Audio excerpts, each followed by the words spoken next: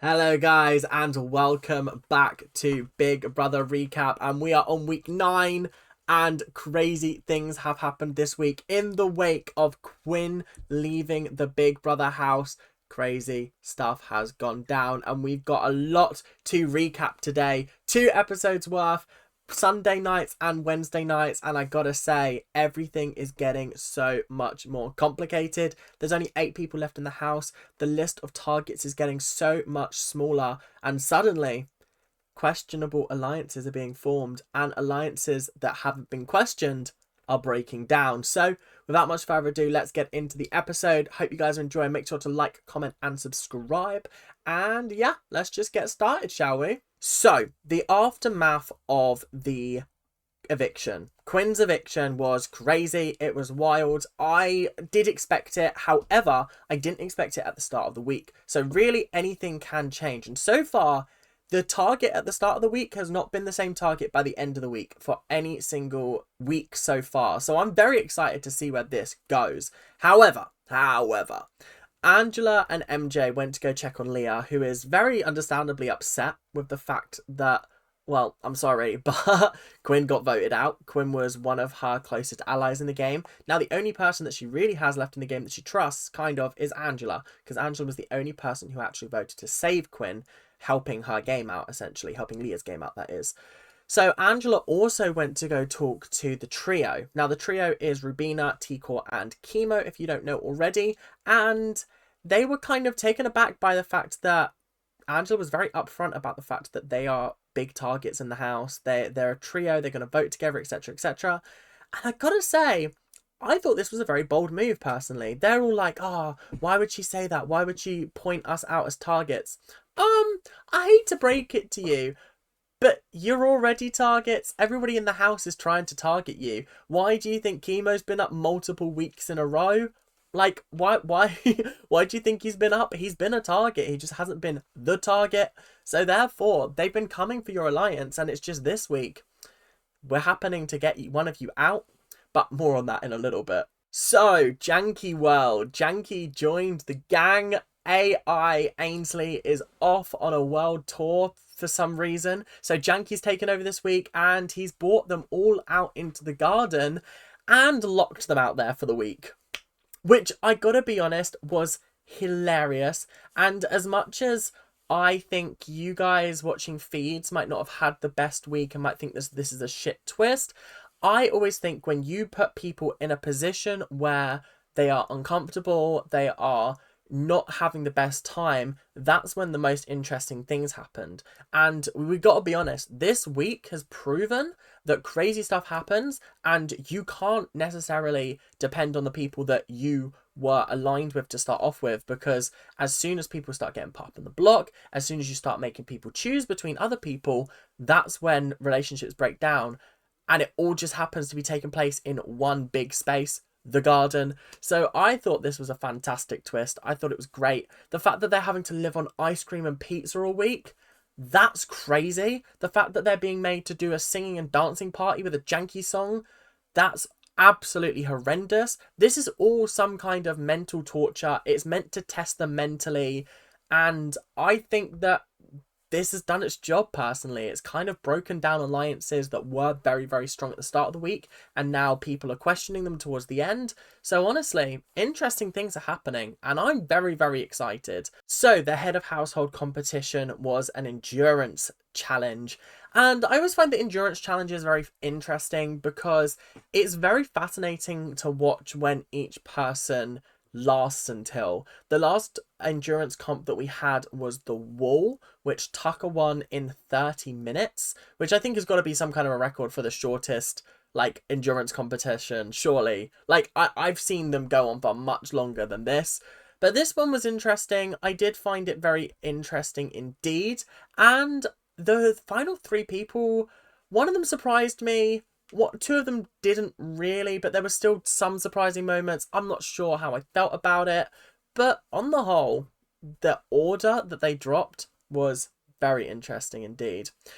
Tikor didn't even make it 28 minutes into this competition, which, may I add, they had to build this competition themselves. They basically had to, like, hold a stick on a marshmallow against like a little backboard.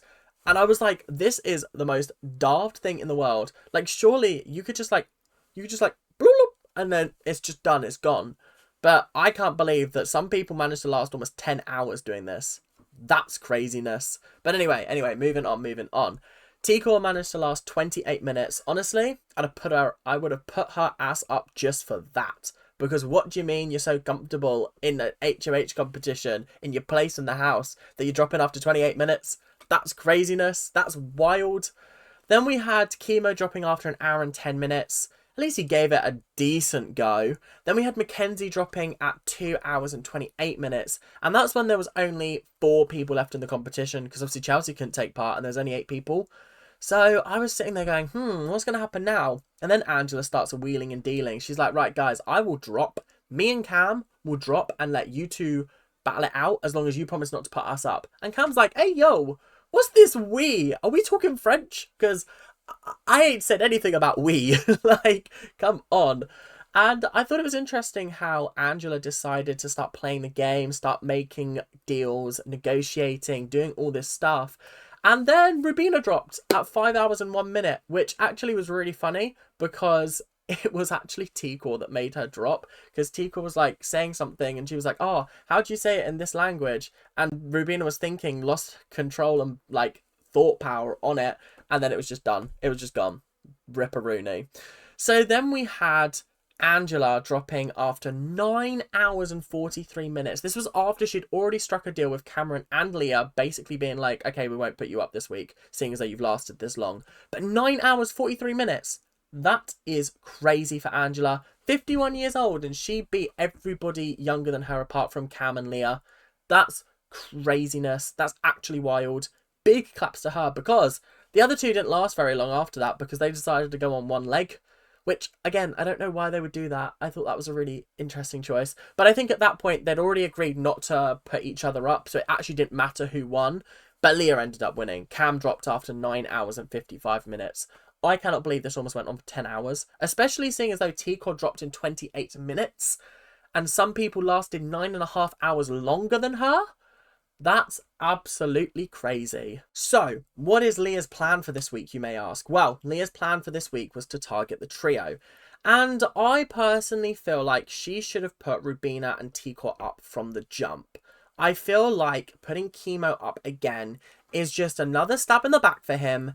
It's just another blow to the gut. And he's proven that he's not going home. Other people are going home over him. So why not just make a bold statement now? Take Rubina and T-Core, put them up on the block. This is what Angela was saying, at least. And essentially scare her. T-Core might not be the main person, but either way, if she wins and takes herself down, then Chemo goes up. If Chemo wins and takes one of them down, then like it's a bit of a tough one. But either way, they should be fine to get one of the trio out this week. They've got the numbers. So I just felt like putting T-Core and Rubina up, which is what she ended up doing, was just not a great idea. Rubina was like, oh, we can be beneficial to your game. And I was sitting there going, how? How? You're a trio. At best, she is 4th place with you guys.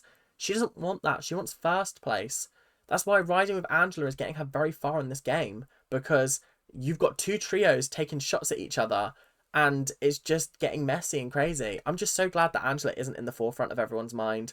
There's always a bigger target, which is brilliant for us. Like I said, Rubina and Chemo were the ones nominated. So let's head into the second episode because let's just say shenanigans are happening. So Angela went to go talk to Rubina and T-Core, basically to have a conversation about Chemo and how she feels really bad that she decided to vote him out twice and it didn't pan out, and now she's kind of awkward in the house.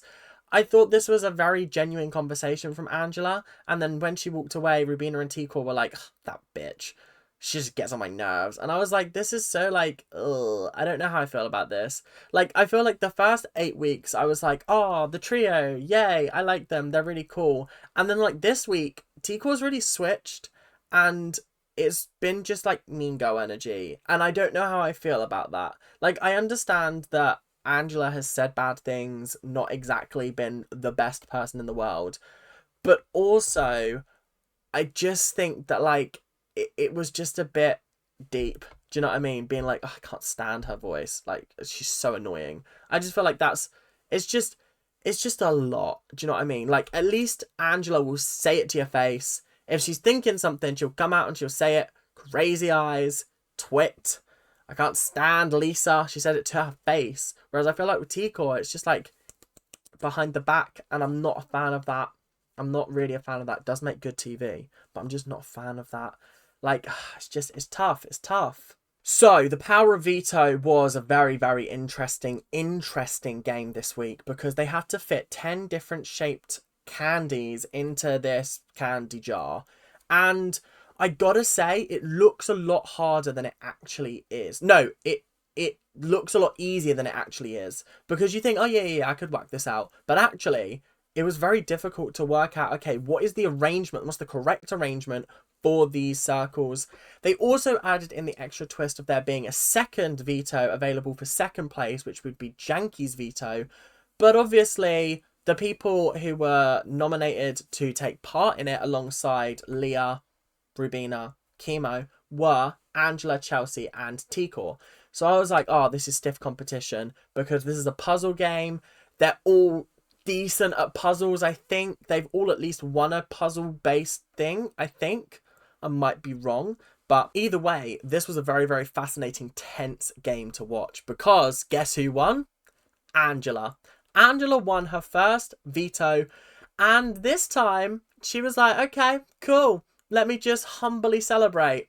No, of course she didn't. She was screaming, she was shouting, she was ecstatic, she was over the moon. But everyone else is having to play on, so she's messed up her own board to make sure no one else can copy her. And then Leah wins the second Power of Veto, the janky one, which I was like, big whoop, hello, brilliant. The people that I want to be in power have all the power this week. We're getting someone out. Yes. Angela wants to use the veto on Chemo as an apology for the fact that she's tried to vote him out the house 2 weeks in a row. Which, fair enough, I would also take down Chemo, because that leaves us with a open chair to put up T-Core. And T-Core should be the target for this week. T-Core is the head of that trio. Cut the head off, it will splinter and die. And then it will just be a trio. And then next week, you take out Chelsea if you can. And then it's trio, it's double, double, double. It's 3 pairs of people against each other, which I think is very, very interesting. It's more interesting than having loads and loads of trios. So anyway, we're moving on, because Chemo comes to Leah and goes, don't put T-Core up. Please don't put T-Core up. Put Chelsea up. Please put Chelsea up. And actually, Leah starts sitting there and thinking, could I take down Rubina with my veto? Angela will take down her veto with Chemo, or the other way around, Chemo with her veto. And we can put up T-Core and Chelsea and take out one of the 2 biggest competitors in this game. They might not be competitors in competitions, but the people who are going to win if they're sat at the end, that is what this is about. It's like in BB24, I was fuming when they got rid of Michael, but if he'd have gotten all the way to the end, he was winning. He was going to win the game. He would have. I'm sorry, Taylor fans. I'm sorry. But I don't think Taylor would have got to the end with Michael still in the game.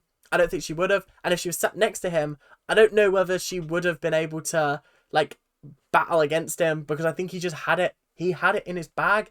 And then he got axed. So that's what they need to do to T-Core and Chelsea. Otherwise, they will take this competition. So the veto meeting happened. And first of all, Leah had to use her veto, or she didn't have to use it, but she had to activate it by playing this like little party game. She had to knock down 5 bottles in this like ball toss, and she only had 3 shots and she missed all of them, and she didn't get a single bottle, which was so embarrassing. Like, actually, it was mortifying to watch. I felt really bad for her. But either way, that means there's still 1 veto up for grabs, which means that Chemo was taken down and T-Core was put up.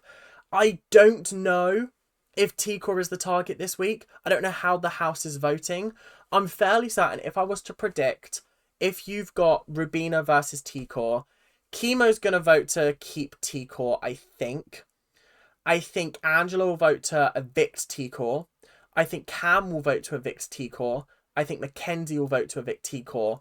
And at that point, I think that's everybody. That's a majority, 3 people. Because Chelsea's like a swing vote, but she might vote to save T-Core.